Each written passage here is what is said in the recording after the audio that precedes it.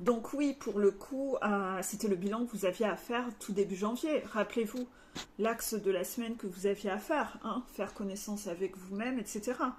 Et puis, vous avez peut-être pas fait bien connaissance avec vous-même. Il y a peut-être plein de choses que vous n'avez pas vues au final. Et ce mois de janvier, je pense qu'il vous a aidé à ça. On va pas se mentir, ouais, vous avez merdé sur pas mal de choses. On va pas se mentir, hein, appelons un chat un chat. Je le vois bien dans les coachings, vous avez merdé sur pas mal de choses. Et alors, ça n'empêche que même si vous avez merdé, il y a quand même un bilan positif en 2024. Il y a quand même des choses que vous aviez lâchées dans le lot. Il y a des feuilles d'automne que vous aviez lâchées. Donc oui, vous avez merdé sur des sujets. Oui, vous n'êtes pas parfait, vous êtes imparfait. Acceptez ça, parce que de toute façon, vous ne serez jamais parfait. Vous pouvez vous améliorer, mais vous ne serez jamais parfait. Le principal, c'est de supprimer les mécanismes qui sont toxiques envers les autres, parce que vous n'êtes pas venu sur Terre pour abîmer les autres et piétiner les autres. Ça, c'est un fait. Et d'arrêter les mécanismes répétitifs où vous ne semez pas les bonnes graines pour votre vie à vous, et finalement, vous êtes toxique envers vous-même. Après, vous resterez avec certaines imperfections. Donc, c'est sûr que le rigide, lui, qui se veut parfait et qui est très dans son somnambulisme de perfection, lui, c'est sûr, il est complètement à la ramasse. Il faut tout déconstruire. Il faut le reconnecter à l'émotionnel pour reconstruire mieux. Pour reconstruire avec de l'émotionnel pris en compte. Émotionnel envers les autres, envers moi, de façon équilibrée. C'est ça le juste. C'est pas d'être un robot. Voilà. Donc en fait, inévitablement, ça se transforme pas en un claquement de doigts comme ça prend quand même un certain temps. Il y a une rééducation dans les mécanismes de somnambulisme, une impulsivité qui doit changer, qu'il faut regarder en face, et puis petit à petit pour revenir à quelque chose de plus spontané, qui est quelque chose de plus naturel, mais sain, et que ça devienne naturel sans même réfléchir parce que ça coule de source en vous. Ouais, mais ça prend un certain temps, ça. Puis on ne peut pas le faire surtout en même temps.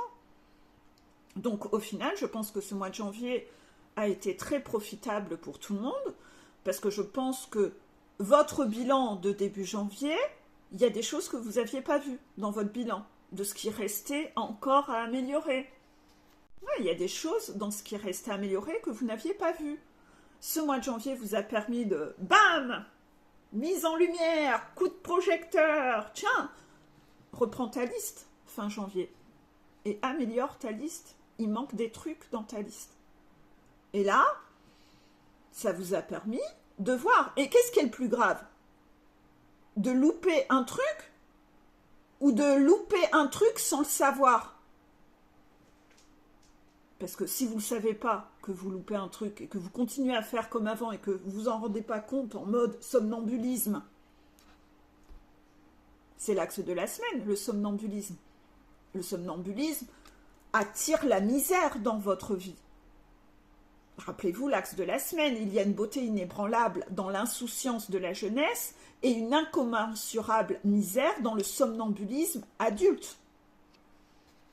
Donc au final, c'est quoi le plus grave?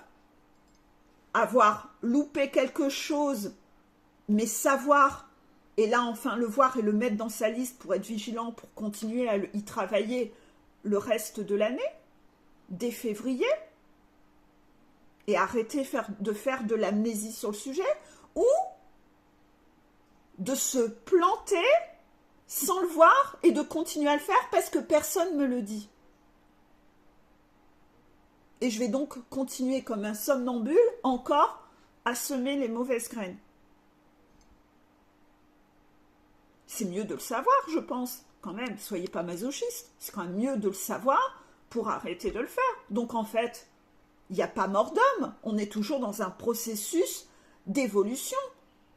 Continuez de regarder ce que vous aviez su lâcher comme feuille d'automne en 2024, pendant l'automne, et continuez de voir que, ouais, ok, Il y a encore ces feuilles accrochées, c'est juste que dans mon bilan, il y en a certaines, je ne les avais pas captées. Donc, ben, le mois de janvier a été profitable, il n'y a pas mort d'homme, au moins ça vous remet les pendules à l'heure, ça vous redonne un peu ce bilan de merde, ce truc-là, ah, je l'ai même pas capté que je l'avais encore. Ben si, regarde, la feuille, elle est encore accrochée à ton arbre. Ou elle était par terre, tu as encore été la ramasser avec du scotch et tu es allé la remettre. Voilà, donc il n'y a pas mort d'homme, motivation positive. On est toujours dans un processus d'avancement. Et ces périodes de bilan sont des périodes qui permettent de voir ce sur quoi je dois encore m'améliorer. Mais comment vous savez sur quoi vous devez vous améliorer s'il n'y a jamais de période bilan où on vous montre non, là t'as merdé, là t'as loupé? Non, ça fait partie du processus, c'est pour commencer l'année sur des bonnes bases. Et pas des bases erronées. C'est sûr, début janvier, on vous a demandé de la faire, cette liste, mais vous l'avez faite toute seule,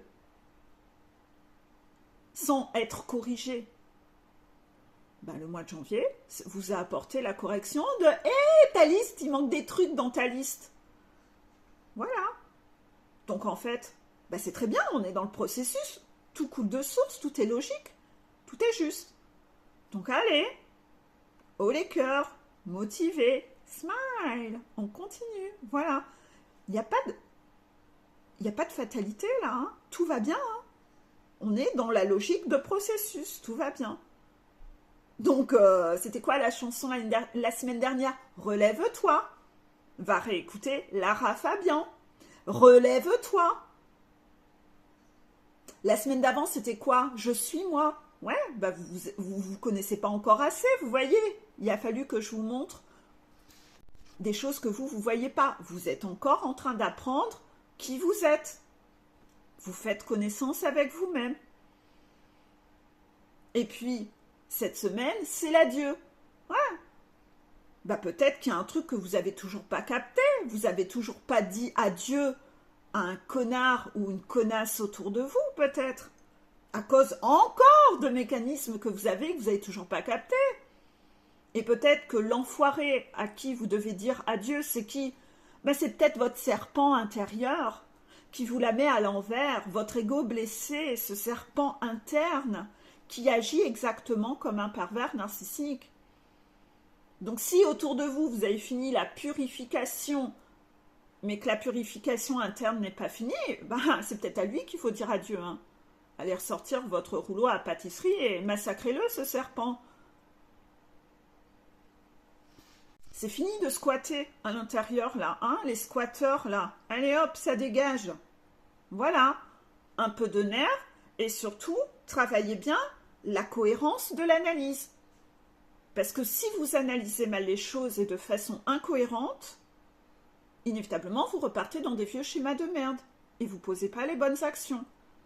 C'est en regardant comment vous analysez les choses qu'on voit les feuilles qui ne sont pas lâchées. Donc, on travaille beaucoup l'analyse. Quand il y a des analyses que vous avez faites complètement à l'ouest, c'est pas grave. Ça met en lumière ce sur quoi vous avez encore à progresser. Donc, au final, rien n'est grave. Parce que de chaque échec que vous avez fait, je fais exprès d'employer le mot échec parce que vous le diabolisez alors qu'il n'y a vraiment pas lieu de le diaboliser, c'est le rigide qui diabolise ce mot. Ça vous permet d'avancer. Vous voyez sur quoi il faut bosser. En plus, si vous êtes parent, vous avez cette philosophie normale de dire à votre enfant que quand il a une note, c'est bien de voir sur quoi il s'est loupé pour pouvoir revoir la leçon, réviser sur ce truc-là, pour le comprendre. Enfin, moi, quand je regarde avec ma fille sur quoi elle s'est loupée, ça me permet de lui réexpliquer le truc qu'elle a peut-être pas compris. Ça permet de se corriger. Elle diabolise pas l'échec, ma fille. Pourtant, elle a quel âge? Elle a 10 ans. C'est là où on voit quelqu'un qui n'est pas rigide, vous voyez, ben vous avez besoin d'arrêter de diaboliser l'échec. Si vous arrêtez, si vous vous détachez du fait d'avoir envie d'être parfait, l'échec, vous ne le diabolisez pas. Il fait partie du processus. Il aide à voir ce qu'il y a à travailler. Ça fait partie de la feuille. Hein? De la feuille qui vous liste tout ce que vous avez à bosser. Rappelez-vous, je vous ai repartagé cette phrase la semaine dernière.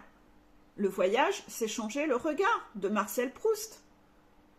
C'est ça, hein, vous devez changer encore votre regard sur des choses. On est dans la logique, on est en train d'avancer. Et on ne peut pas tout lâcher en même temps. Donc c'est normal qu'il y ait encore des loupés.